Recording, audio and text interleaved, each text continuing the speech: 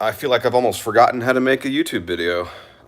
This is alien territory. It feels like it's been like a year, it seems like, since I've done this. I'm sitting in the corner of my apartment living room, surrounded by boxes, as I'll actually be relocating about 20 miles north to a new apartment tomorrow with my wife. The property management here, I guess, announced to the leasing office that they would be knocking the building down a few years ahead of schedule. And we got the unexpected notice in our email saying residents need to be out by X date. So, hence why we're picking up and going again. This is not going to be an easy video to make. I've been sitting on this for quite a while.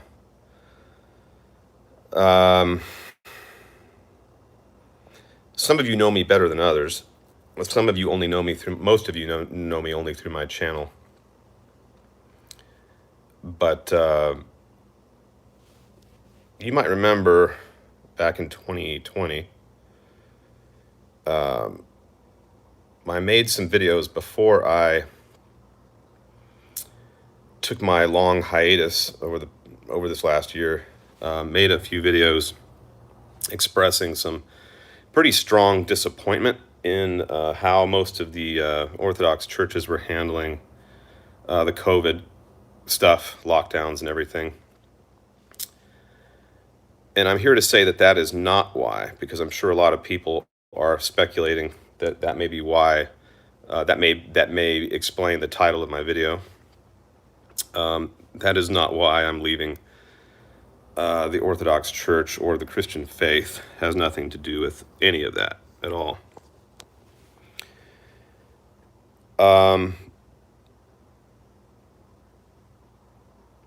How do I condense this? It's a long story. Very long story. But I can try to summarize this more briefly by saying that I am not leaving Orthodoxy so much for reasons having to do with differences, but rather the more I understood the implications of Eastern Orthodox mysticism, the science of the soul, as they often call it,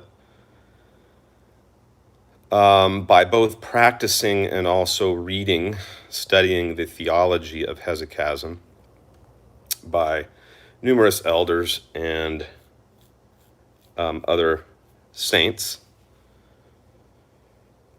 and then putting that together with some observations I made from off and on from about 2012 to the present. It didn't really start to click fully until this past year. But over the past 10 years, off and on, little things started clicking, different pieces began to fall into place. And as I looked more closely at the perennial philosophy or perennial mysticism, I noticed that the science of the soul, as it's,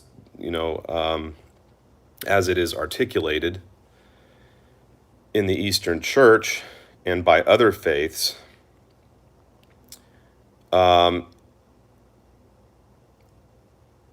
is essentially the same thing. In other words, they are describing in their own terms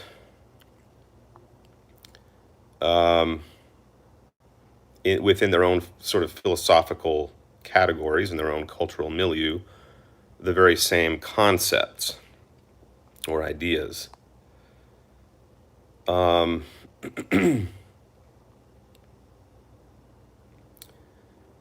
the notion that, as taught by some of the hesychastic saints, that we are able to assimilate to God, unite our souls to God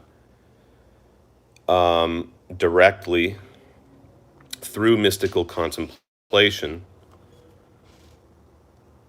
led me to the realization that there is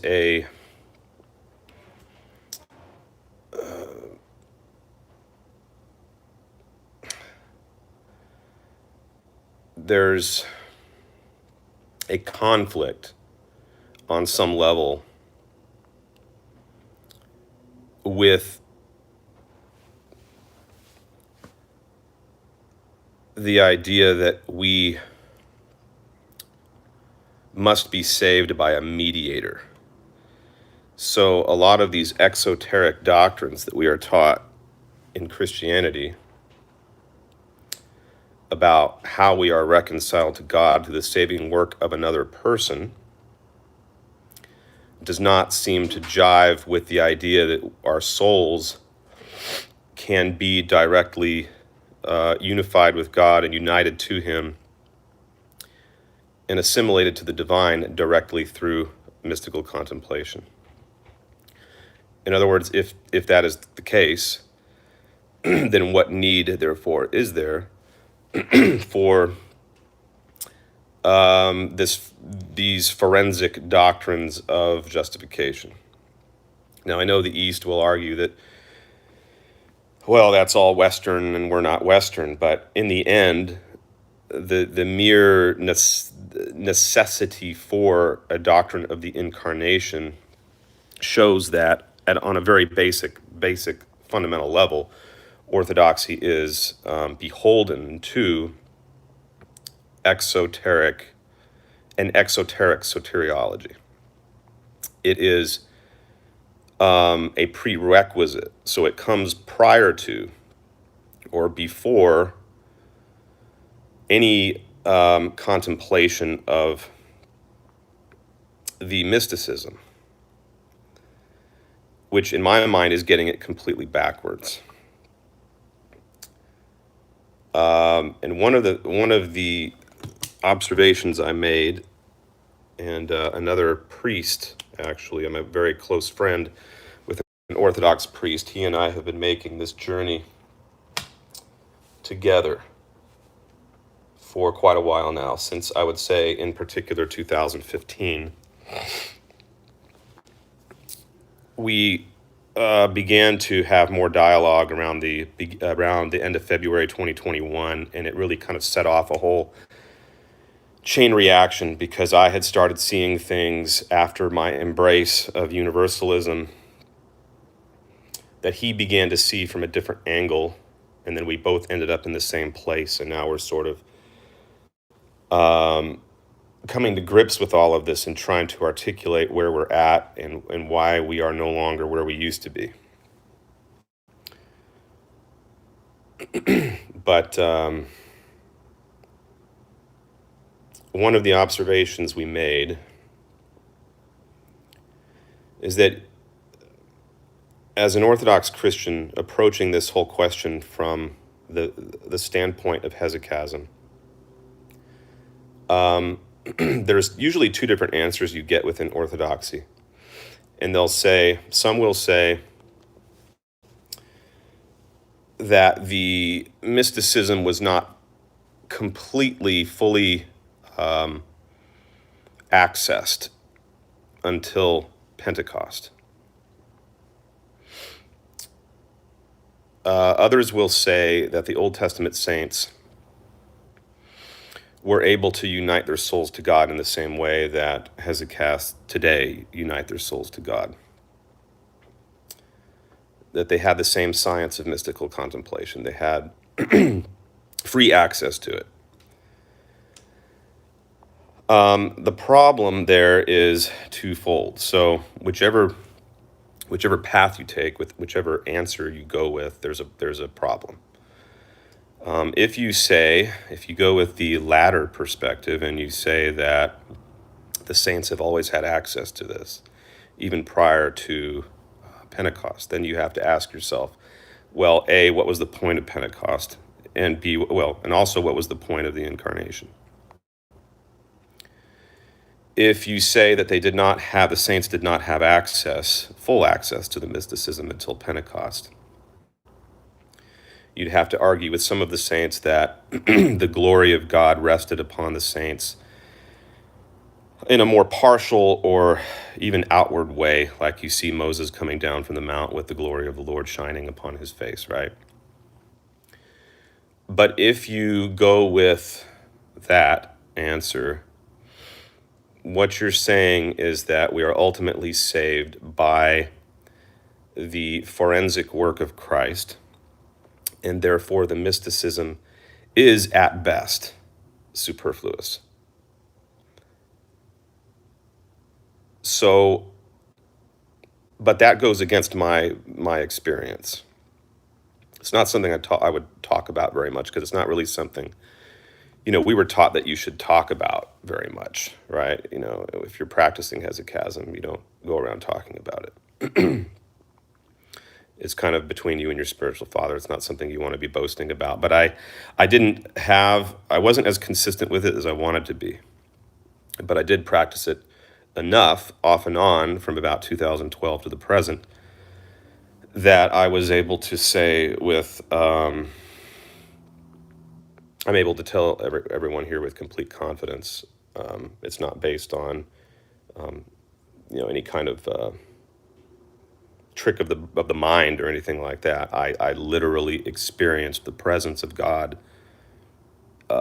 towards the end in ways that I can't explain, other than to say that it confirmed everything that the fathers in the Philokalia describe about the bliss, the warmth, and the light of God within the heart. The problem is I had to grapple with the implications of the fact that saints of other faiths describe in the exact same terms what they experience when they practice mystical contemplation within the context of their own religious tradition. So let me just get one thing out of the way here, and then I'll go back to the discussion. A lot of people may be thinking after they watch this that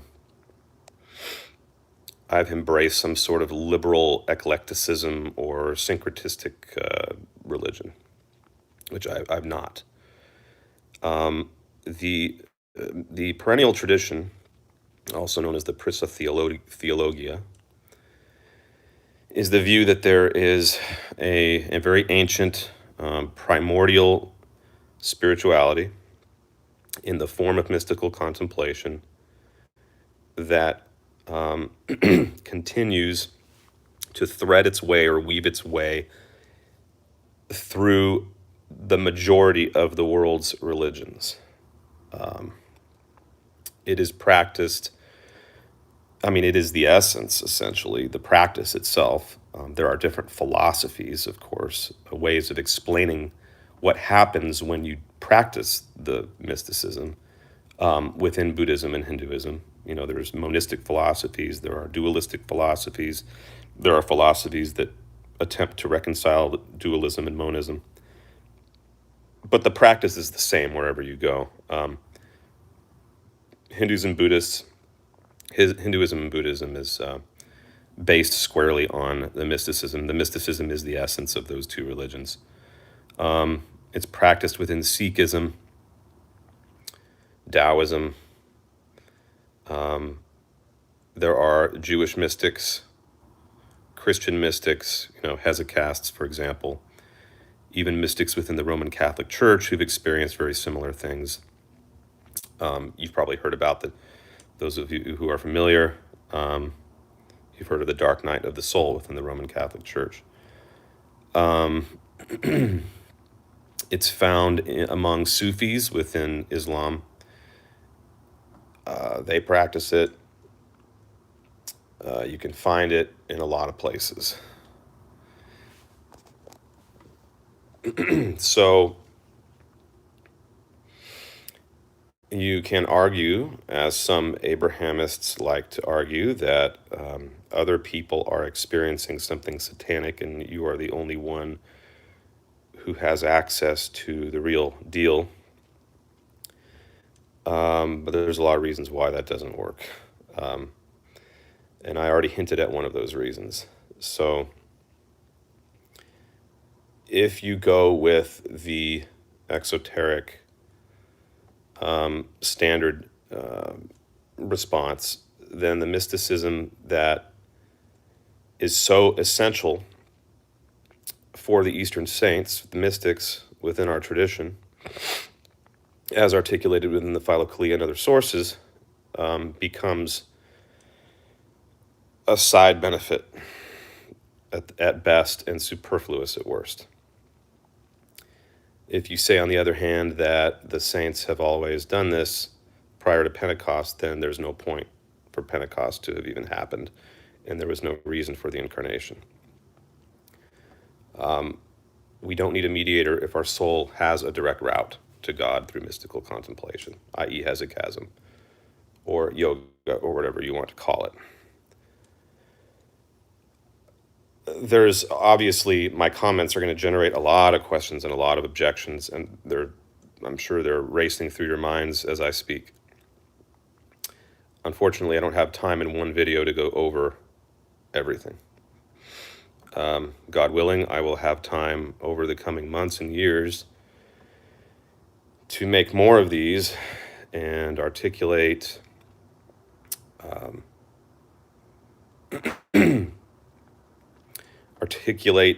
different things about my my new position, explain why I believe Christianity, but in particular the Abrahamic faiths in general, fall short.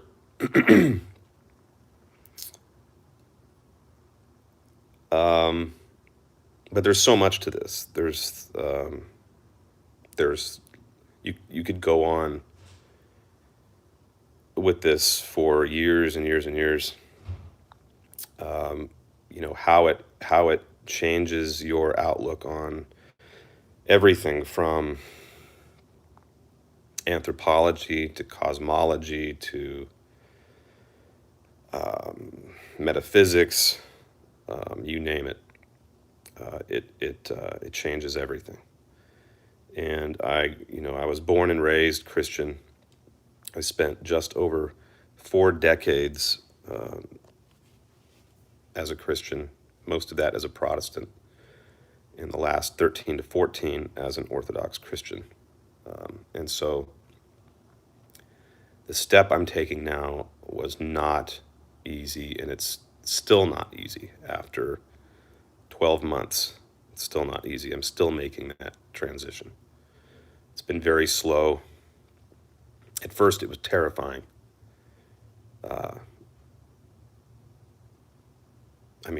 Really terrifying.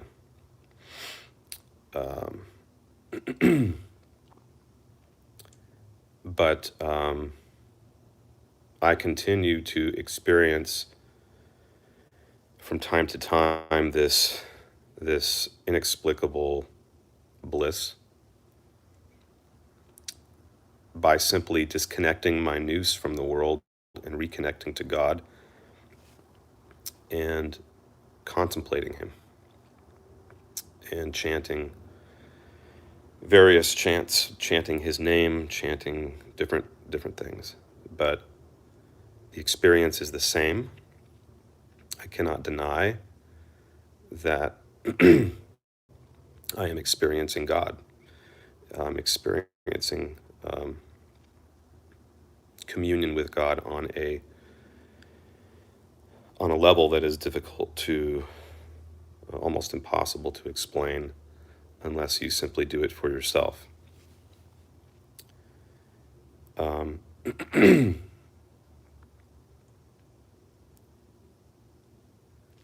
I just had to be honest with myself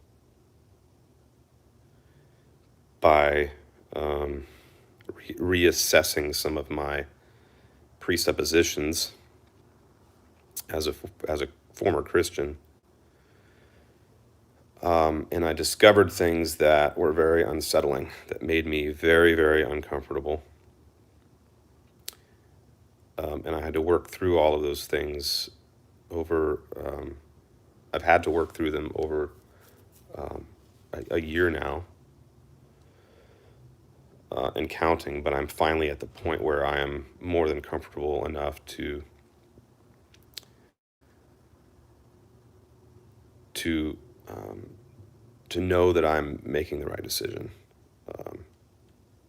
and I feel that I am competent to explain why I believe Christianity ultimately falls short of the mark. I will say, of course, though, that Orthodoxy is, I think, the best that Christianity has to offer the world. I will always feel nostalgic towards the church.